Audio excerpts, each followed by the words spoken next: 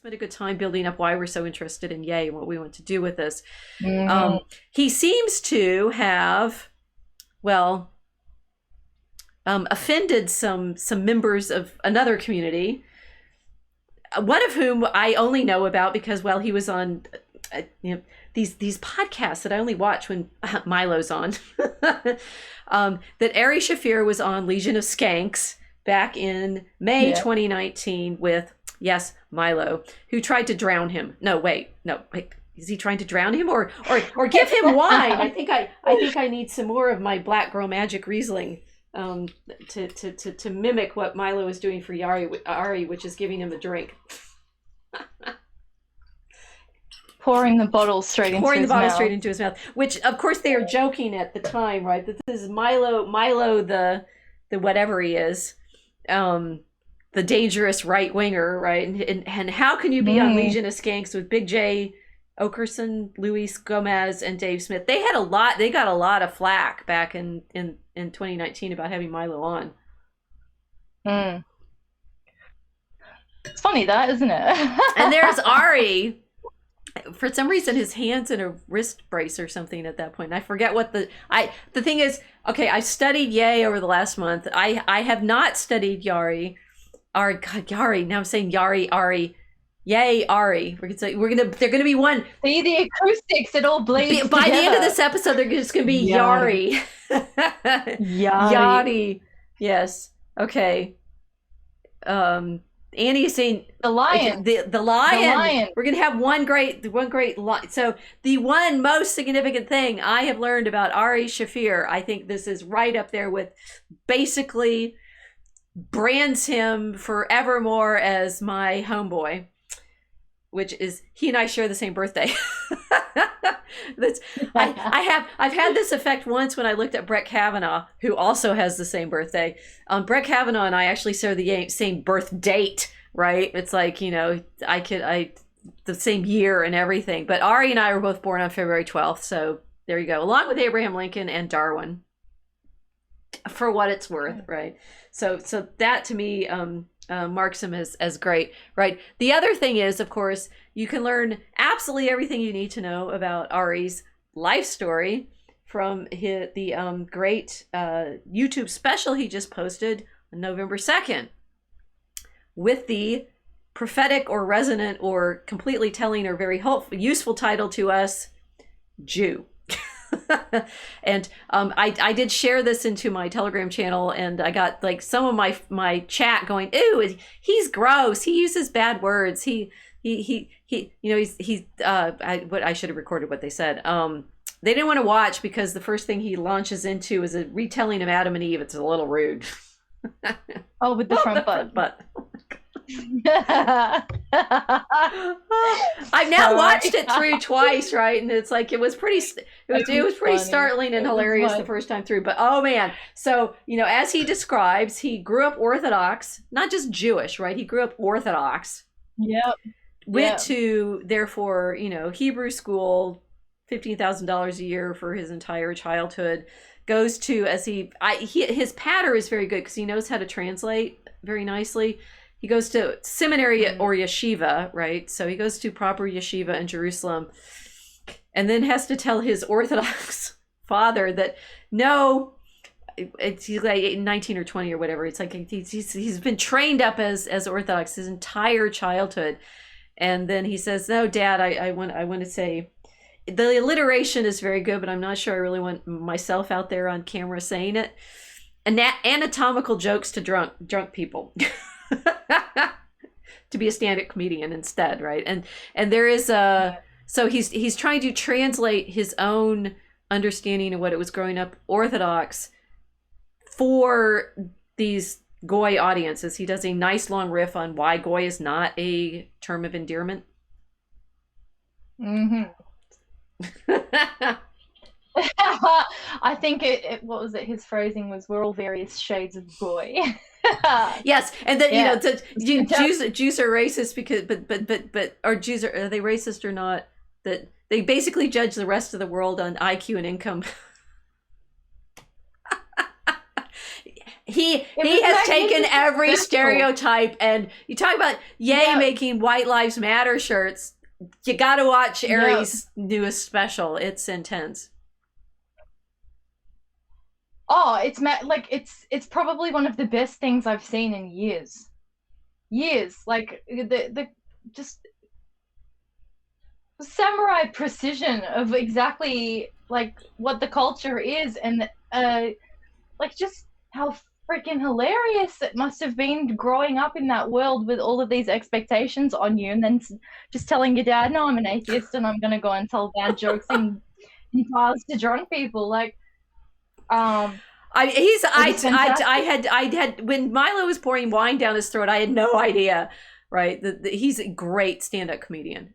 Absolutely great. This was a beautiful production. And there's also, I mean, I have some pictures later. Right now I'm just showing Yari. The set design they did for this show is beautiful, right? There's all these candles, which I think has, just like Ye with his shirts, right? There's a lot of I mean, there's layers in the candles, which are quite beautiful. And also, there's a sequence in it when he's talking about Hanukkah, which is not, in fact, their major festival. We knew that. It's, in Maccabees where the candles stay lit, or the oil lamp stays on. It's like, that's it. Our miracle is that, right? Sorry, I've lost my train of thought. I started thinking about these beautiful candles. it's like, well, another like invoking of religion, another one of these artists that's invoking religion in their art and doing something completely new with it. Well, so what's interesting is Ye realizes he's doing something spiritual, and Ari claims throughout this show, which is, pretty rude because he's a stand-up comedian and that's his forte at the moment, claims to be not religious anymore, and by the end of it is saying, I want you to go and examine your own religions and see what his riff on Catholics is I think quite powerful. but the thing is, the only thing he seems to know about Catholics is the problem with the sex abuse scandal with the priesthood, right? Literally nothing else. He doesn't seem to use anything else about Christianity except for, Jesus walked on water, and oh no, he does have a riff on what Baptists are like in the rivers and stuff like that. But there's I would like to talk to Ari if that were possible. Guys, we know people in my orbit seem to be in touch with occasionally some of these guys. Bless you. Send a text message. Give me the text. Get me these. I want the numbers, right? So Ari's he hasn't been talking to Orthodox Christians. It's clearly, obvious. Apparently not. He's talking to secular people. Yeah. Or maybe, I don't know. Yeah. It's hard to say.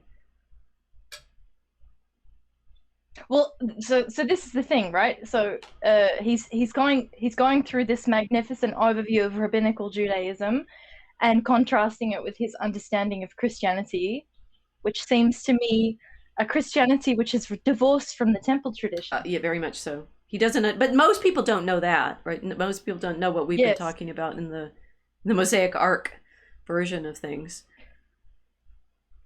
But what he's kind of doing and what Ye is kind of doing have that crossover. I think so. Yeah. Go ahead. Yeah. Keep. Sorry. Well, the stage setup of Ari's special, candles. Immediately, it recalls an ancient church. Prior to the electric lights, what did we do? Yeah. We lit it up with candles. And this kind of understanding of, what we have to do as a people in order to reconnect to God, in order to offer sacrifices for our sins, and this kind of atonement process. So he had that overview of the kind of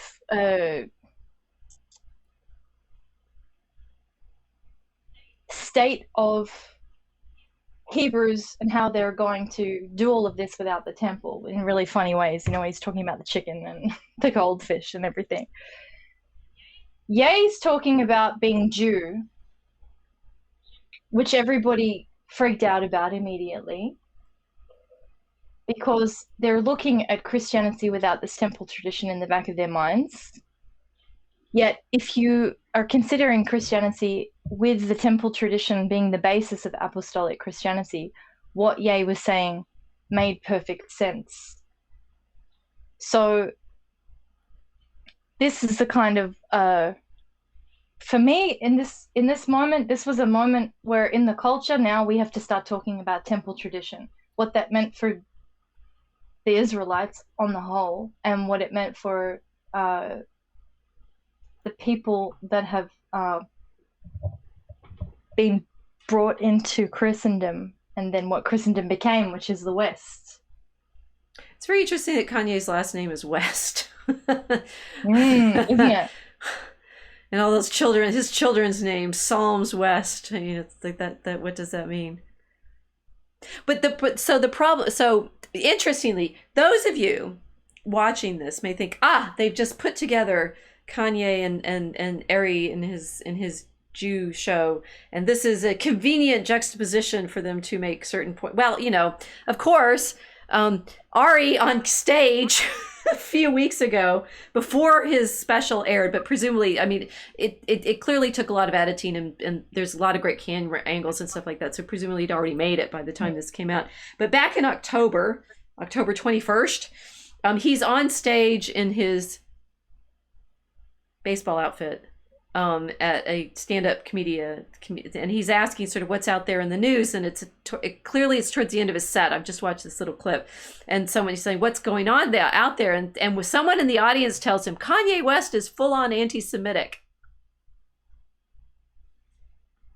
and I'm juxtaposing this with that paparazzi little interview that Yai gave, where he's showing his camera, and it's the chart with the owners of all the media companies. Oh, okay. Yeah. Which are red. What would Ari say to this? What did Ari say to this? Can you remember? I think it was along the lines of, we'll just tell your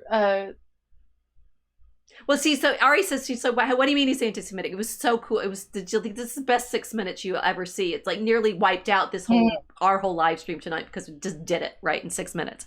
It was completely unrehearsed. It was. Too. That was the other part. It's right. Brilliant response to it. Okay, so he you know, it's like maybe I can do it. You know what he was anti-Semitic, and Ari's like, you know, surprised as if, right, and because Ye has said stuff before. Right, this is literally not the first time any of this has come out, and it's certainly not news to those who know the Black community that there's tensions.